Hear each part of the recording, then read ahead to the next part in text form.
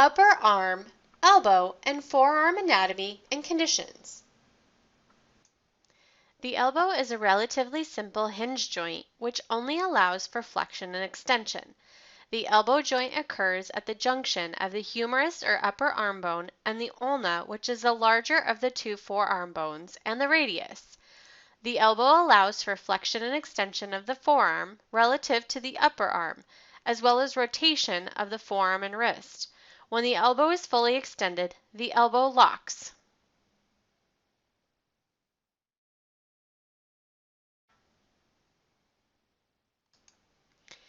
The humeral ulnar joint is formed by the articulation of the trochlear notch of the ulna and the trochlea of the humerus.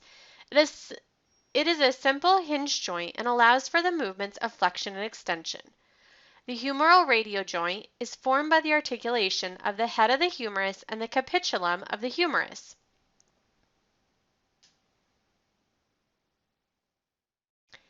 The humeral radial joint is formed by the articulation of the head of the radius and the capitulum of the humerus.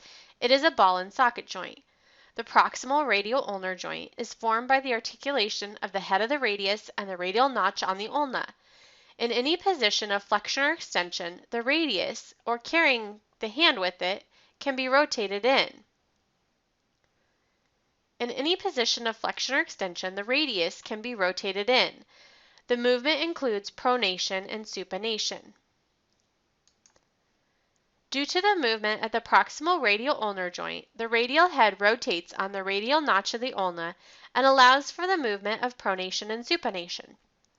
Supination of the forearm occurs when the palm faces upward. The way that I remember supination is you should be able to cup your hands and carry a bowl of soup if you are supinating. When the forearms are supinated, the radius and the ulna are parallel to each other. Pronation occurs when the palms are facing downward. When the forearm is pronated, the radius rolls medially over the ulna. The elbow, unlike other joints, has ligaments on both sides. These are triangular bands which blend with the joint capsule. They are positioned so that they always lie across the transverse joint axis and are therefore always relatively tense and impose strict limitations on abduction, adduction, and axial rotation of the elbow.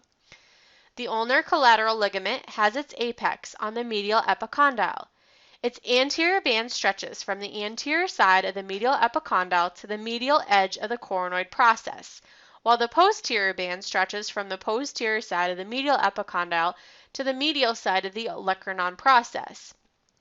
These two bands are separated by a thinner intermediate part, and their distal attachments are united by a transverse band which allows the synovial membrane.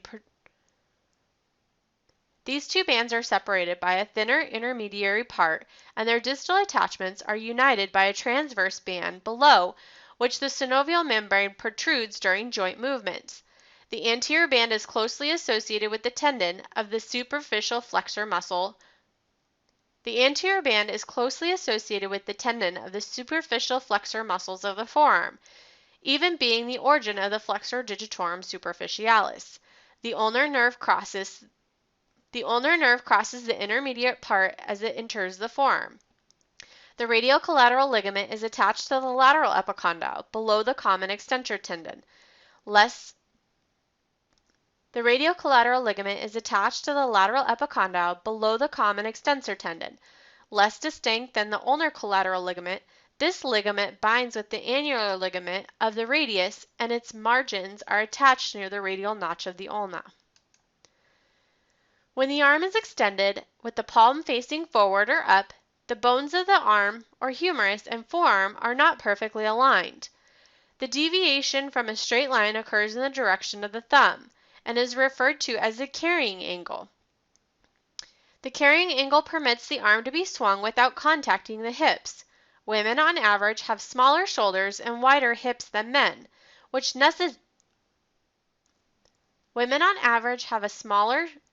Women on average have smaller shoulders and wider hips than men. This makes it necessary for a more acute carrying angle. Women on average have smaller shoulders and wider hips than men, which may necessitate Women on average have smaller shoulders and wider hips than men, which may necessitate a more acute carrying angle, or less angle than in males when measured from the outside. There is, however, extensive overlap in the carrying angle between the individual men and women, and a gender base has not been consistently observed in scientific studies. This could,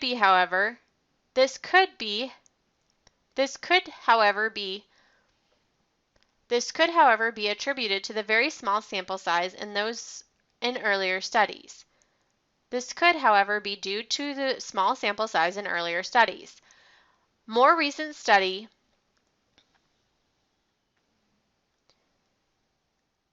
A more recent study based on a sample of 333 individuals from both genders concluded that carrying angle is a suitable secondary sexual characteristic and indicates sexual maturity.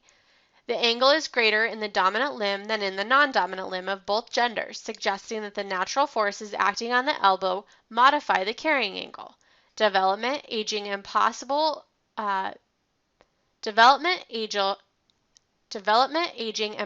racial influences add further to the variability of this parameter. Elbow conditions to be discussed include contusions, olecranon bursitis, sprains, dislocations, epicondylitis, Elbow conditions to be discussed include contusions, olecranon bursitis, sprains, dislocation, and both medial and lateral epicondylitis. Medial epicondylitis is commonly called golfer's elbow, and lateral epicondylitis is typically called tennis elbow. An elbow contusion is also known as a bruised elbow. It is a condition in which a person has injured the tissues overlaying the elbow, resulting in a bruise and pain over the elbow. The cause of this is commonly a fall or a direct force to the elbow, such as which happens in a bike accident or impact from a hard ball while playing sports such as hockey. Symptoms of elbow contusions or bruised elbow include instant pain on the direct force or impact to the elbow, appearance of a bruise or discoloration of the skin surrounding the elbow, tenderness to touch, swelling may be present, limited or painful movement of the elbow. Symptoms indicating a more serious condition are extreme pain upon elbow movement, which could potentially indicate a fracture. Treatment options for elbow contusions or bruised elbow include resting the arm. The arm should be kept elevated. Compression bandage may be used to decrease the swelling and bleeding. Ice therapy also helps reduce swelling and bleeding. NSAIDs and a sling can be worn for comfort and to limit the movement to promote healing. If the elbow is extremely painful, then a fracture may be indicated and the patient should be referred to If the elbow is extremely painful, then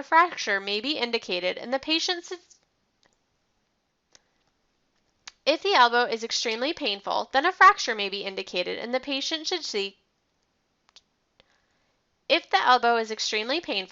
fracture may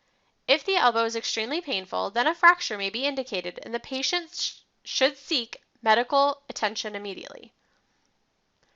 If the elbow is extremely painful, then a fracture may be indicated and the patient should seek medical attention right away.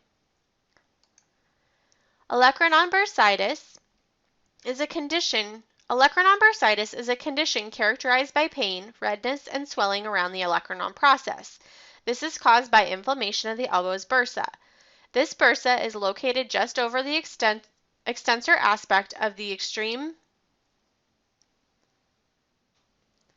This bursa is located over the posterior aspect of the proximal end of the ulna. This bursa is located just over the posterior aspect of the proximal end of the ulna. In common with other bursa, it is impalpable and contains a very small amount of fluid in its normal state.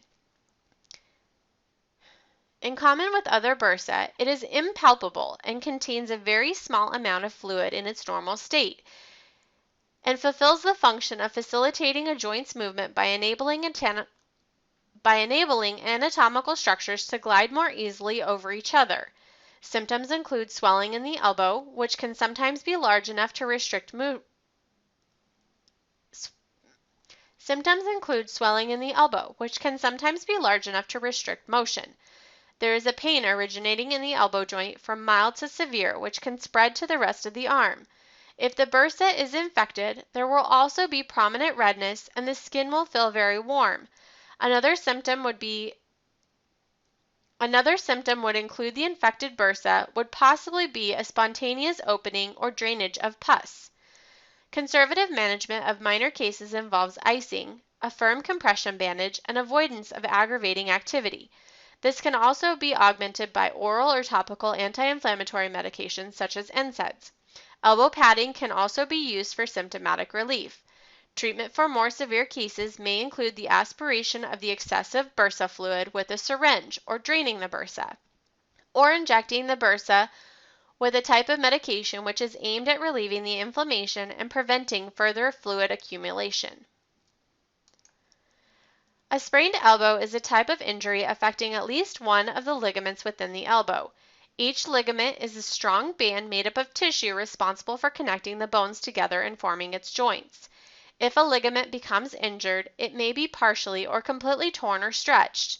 Any sprain affects the ligaments immediately around the joint, meaning that those experiencing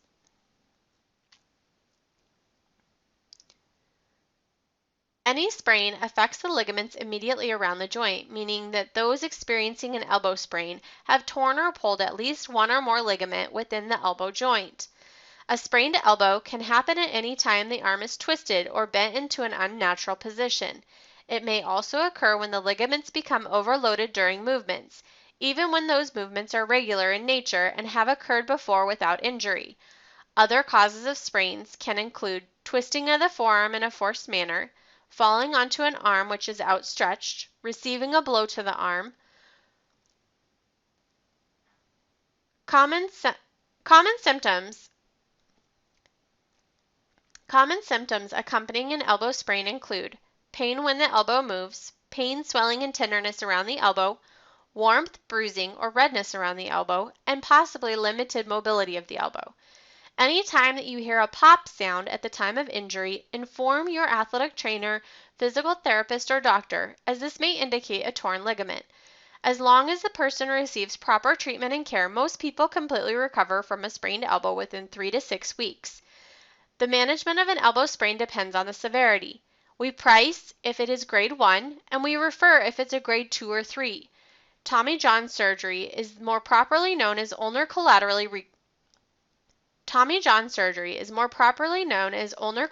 reconstruction, or UCL surgery. It is a surgical operation in which the ligament on the medial elbow is replaced with a tendon from elsewhere in the body, often from the forearm, hamstring, or foot of the patient. Overhand throwing places extremely high stresses on the elbow. In baseball pitchers and other throwing athletes, these high stresses are repeated many times and can lead to serious overuse injury. Unlike acute injury that results from a fall or collision with another player, an overuse injury occurs gradually over time. In many cases, overuse injuries develop when an athlete's movement is repetitive, often during a single period of play, and within these periods of play, games or practices are so frequent that the body does not have enough time to rest and heal. The ulnar collateral ligament is the most commonly injured ligament in throwers. Injuries of the UCL can range from minor damage and inflammation to complete tear of the ligament. Athletes will have pain on the inside of the elbow and frequently notice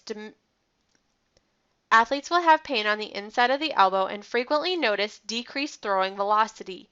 Although throwing injuries in the elbow are most commonly occurring in pitchers, they can also be seen in any other athlete who participates in repetitive overhand throwing.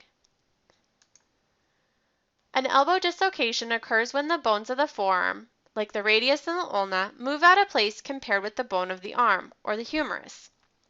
Specific serious injuries that can accompany elbow dislocation include breaking the bones or fractures, injuries to the arteries of the arm or the vessels carrying blood to the hand, and injuries to the nerves that run along the elbow area, impairing movement and feeling in the arm and the hand.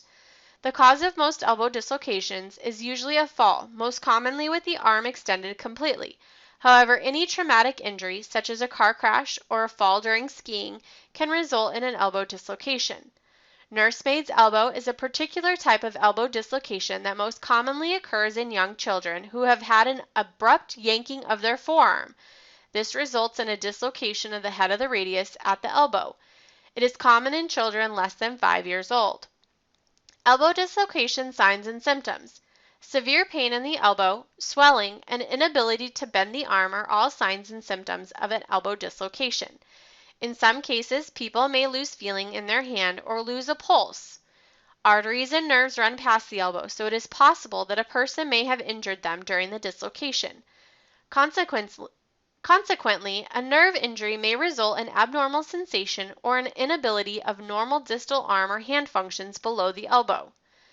Children with nursemaid's elbow will not bend their elbow because of pain and may hold their arm slightly bent. An elbow dislocation is a serious injury that needs medical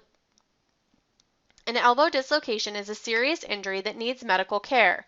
At home, put ice on the elbow. This will help with the pain and reduce some of the swelling, but the most important thing is to see a doctor immediately. A traumatic injury pattern of the elbow is characterized by elbow dislocation. The terrible triad of the elbow is a traumatic injury pattern of the elbow characterized by elbow dislocation, radial head fracture, coronoid fracture. The terrible triad of the elbow is a traumatic injury pattern of the elbow that is characterized by an elbow dislocation, a radial head fracture, and a coronoid process fracture. The mechanism is commonly as a result of a fall from an extended arm that results in a combination of valgus, axial, and posterior lateral rotary forces which produce a posterior lateral dislocation of the structures of the elbow. They fail from lateral to medial, and the anterior bundle of the medial collateral ligament is the last to fail. In most cases, the lateral collateral ligament is disrupted. Signs and symptoms: patients will complain of pain, clicking, and locking with elbow extension. Upon physical exam, we might find obvious deformity or varus instability. Upon physical examination, we might find obvious deformity or varus instability. They may also show signs of valgus instability from injury to the medial collateral ligament. Elbow dislocations are very complex injuries that are difficult to treat. The injury may result in chronic instability of the elbow. Following a typical elbow surgery, the elbow is immobilized at 60 degrees of flexion for 6 weeks. Additional rehab can include hand exercises, cardiovascular endurance, isometric exercises, range of motion exercises, and isotonic exercises. A Volkmann's ischemic contracture is a permanent flexion contracture of the hand and wrist, resulting in a claw-like deformity of the hand and fingers. Passive extension of the fingers is restricted and painful. Volkmann's ischemic contracture is the direct result of an undiagnosed compartment syndrome. It is excruciatingly painful and debilitating. It is excruciatingly painful and disabling. Any fracture in the elbow region or upper arm may lead to Volkmann's ischemic contracture, but it's commonly caused due to a supracondylar fracture of the humerus. Volkmann's ischemic contracture results from an acute ischemia or necrosis of the muscle fibers of the flexor group of the muscles of the forearm, especially the flexor digitorum profundus and the flexor pollicis longus, which become fibrotic and short. This is caused by an obstruction in the brachial artery near the elbow, possibly from improper use of a tourniquet, improper use of a plaster cast, or compartment syndrome. This is also caused by a fracture of the forearm bones, which cause profuse bleeding from major blood vessels of the forearm. Unfortunately, the damage to the structure is irreversible, so the patient will be forced to live with this contracture for the rest of their life. Epicondylitis occurs as a result of inflammation at the medial or lateral epicondyle of the elbow. The medial and lateral epicondyles serve as major muscle attachment sites. Repetitive contraction of these muscles can cause constant irritation of the epicondyle, resulting in epicondylitis.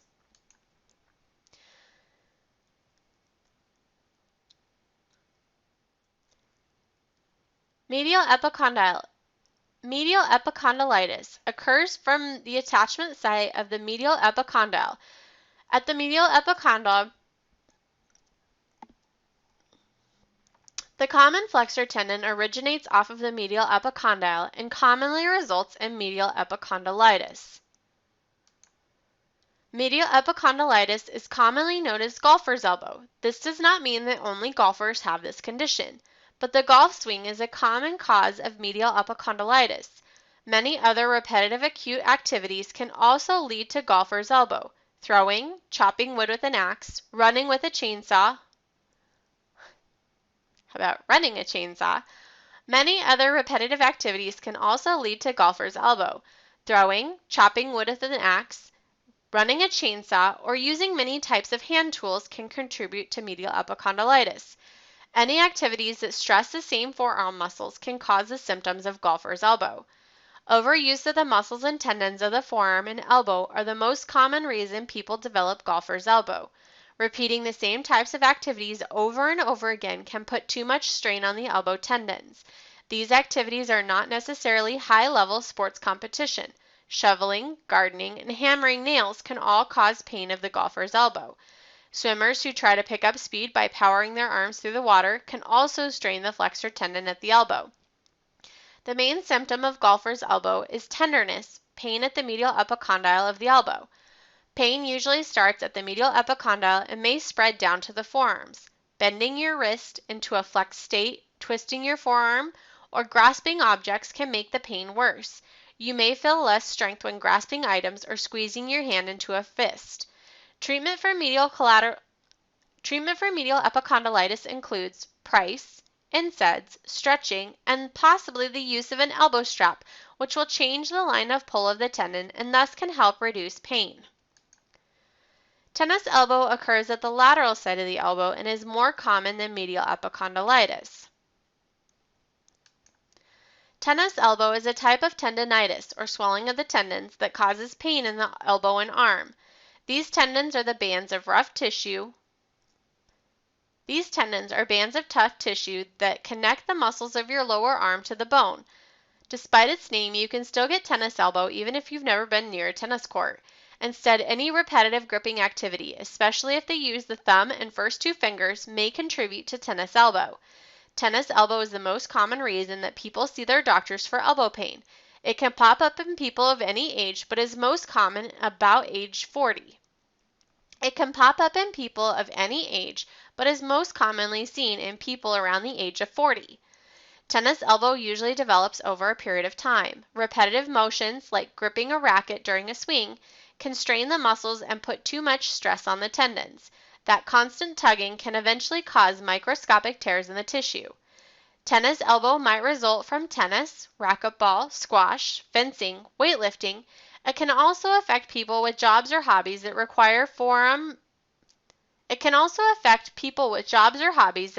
repetitive forearm movements and gripping, such as carpentry, typing, painting, raking, and knitting. The symptoms of tennis elbow include pain and tenderness on the bony knob or outside of your elbow. This knob is where the injured tendons connect to the bone. The pain may also radiate into the upper or lower arm. Although the damage is in the elbow, you're likely to hurt when doing things with your hands. Treatment of lateral epicondylitis includes price, NSAIDs, stretching, and the use of an elbow strap, which again changes the line of pull of the tendon and thus can help reduce pain.